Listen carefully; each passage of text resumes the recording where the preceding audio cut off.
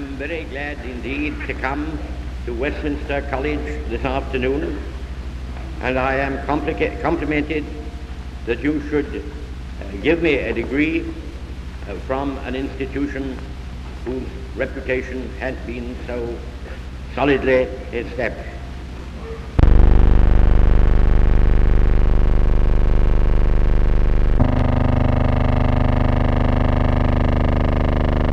And in the hearts of freedom, and gentlemen, to present the President of the United States.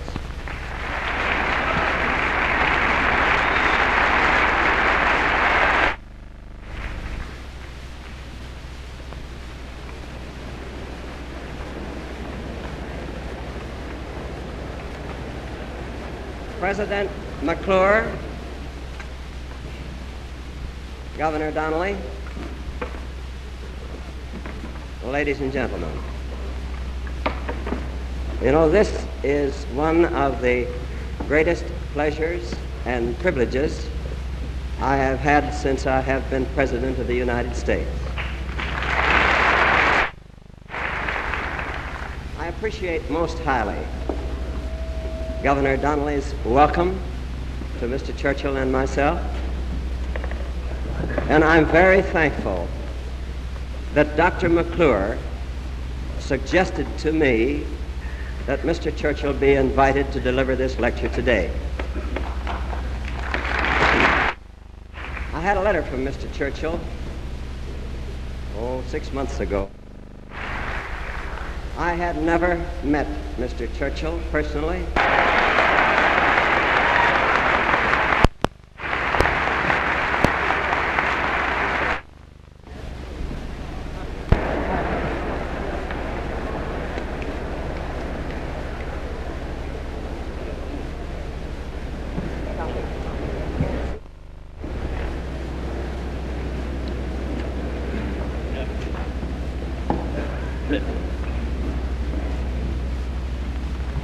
President McClure, ladies and gentlemen, and last, but certainly not least, President of the United States of America,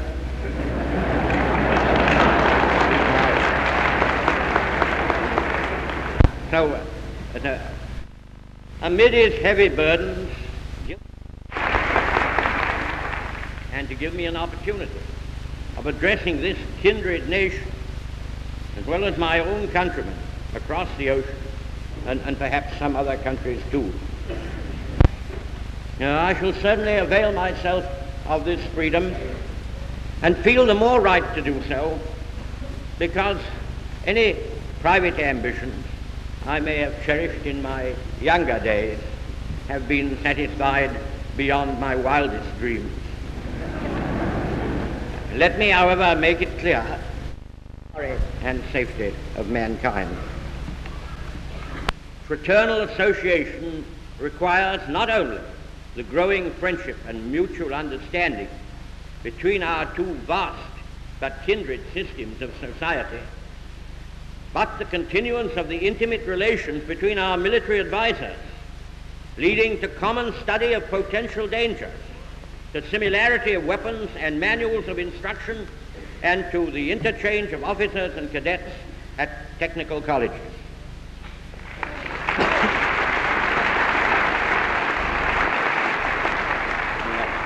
It should carry with it the continuance of the present facilities for mutual security by the joint use of all naval and air force bases in the possession of either country all over the world.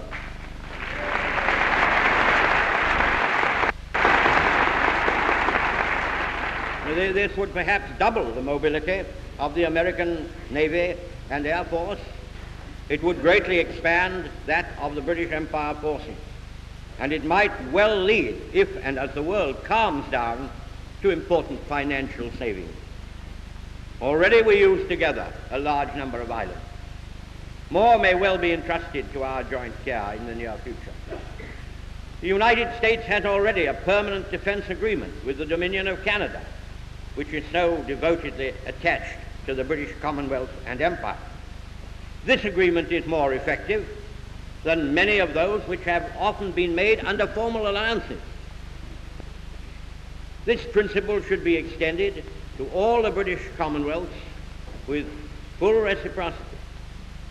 Thus, whatever happens, and thus only, shall we be secure ourselves and able to work together for the high and simple causes that are dear to us and bode no ill to any. Eventually, there may come. I feel eventually there will come the principle of common citizenship. But that we may be content to leave to destiny, whose outstretched arm many of us can already clearly see.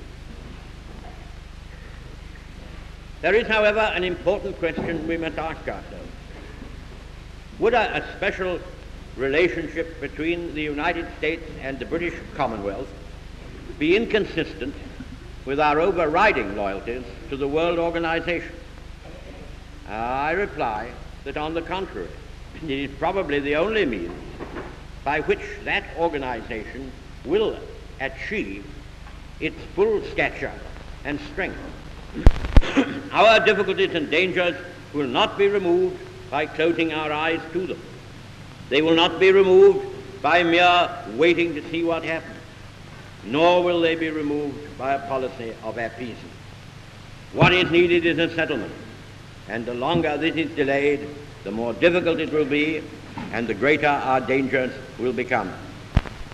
Where, I say, time may be short, do not let us take the course of allowing events to drift along until it is too late.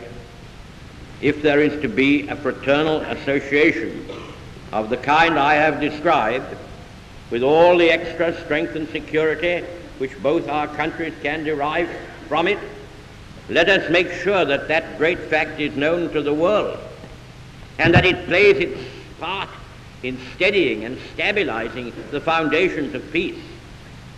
There is the path of wisdom.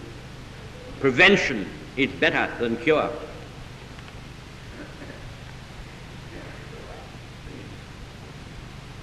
Or what are the limits, if any, to their expansive and proselytizing tendencies?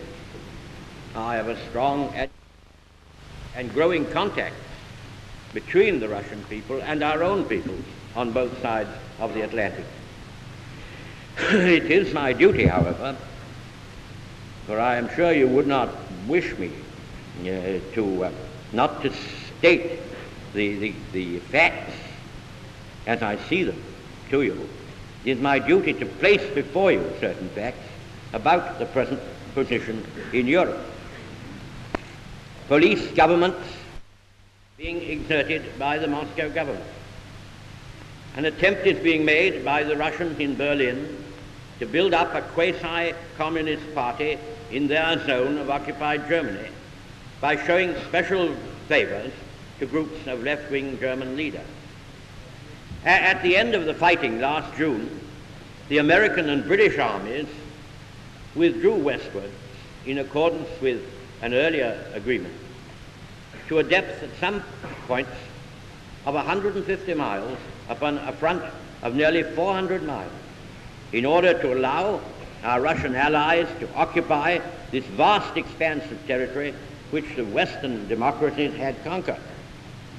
If now the Soviet government tries by separate action to build up a pro-communist Germany in their areas, this will cause new serious difficulties in the American and British zones, and will give the defeated Germans the power of putting themselves up to auction between the Soviets and the Western democracies.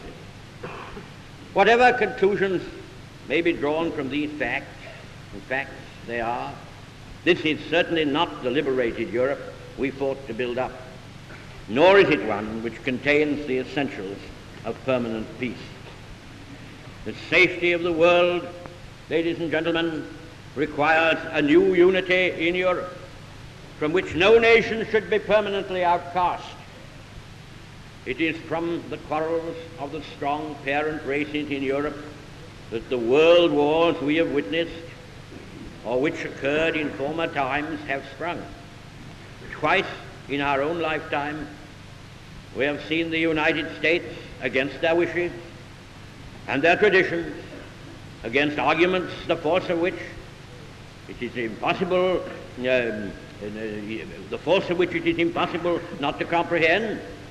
Twice we have seen them drawn by irresistible forces into these wars in time to secure the victory of the good cause, but only after frightful slaughter and devastation have occurred.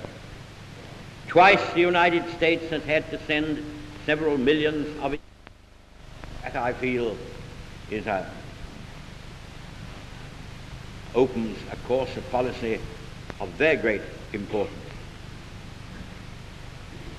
In front of the Iron Curtain, which lies across Europe, are other causes for anxiety.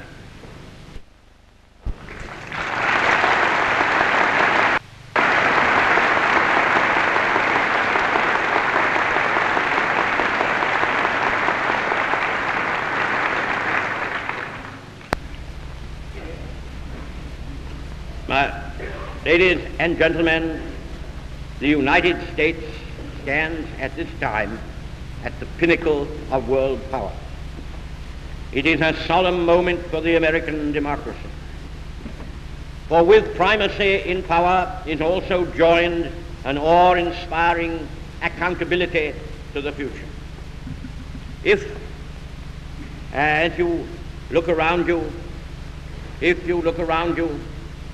you must feel not only the sense of duty done, but also you must feel anxiety lest you fall below the level of achievement.